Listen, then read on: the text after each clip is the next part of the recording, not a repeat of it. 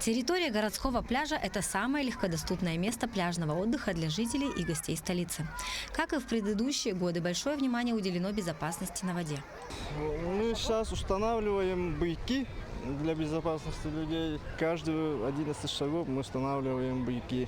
Потом установим эти буйки 25 метров от берега. Все территории Бадлазы проверяли, посмотрели. Ну а затем, чтобы посетители находились в пределах безопасной зоны, с двух вышек зорко следят 8 спасателей, прошедших специальную подготовку. В их арсенале имеется резиновая лодка с мотором. Один из команды – Нюргун Юмшанов. Молодой человек 7 лет занимается боксом и уже год работает спасателем на воде. Он признается, что с детства любит плавать, а потом решил использовать свои навыки в полезном и нужном деле. Мы работаем с 9 утра до 9 вечера, наблюдаем за людьми, чтобы они не выходили за буйки, не держались.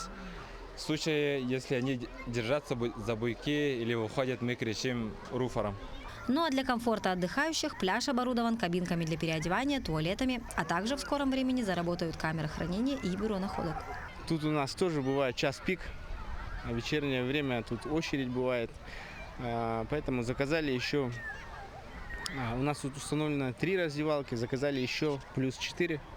Всего пока что 7 установим, а там посмотрим по загруженности, может еще прибавим. С 9 утра и до 9 часов вечера ворота городского пляжа открыты для всех желающих. Администрация пляжа напоминает, что безопасность отдыха на воде зависит в первую очередь от соблюдения правил пляжа. Мария Кардашевская, Илья Сыромятников, Якутск.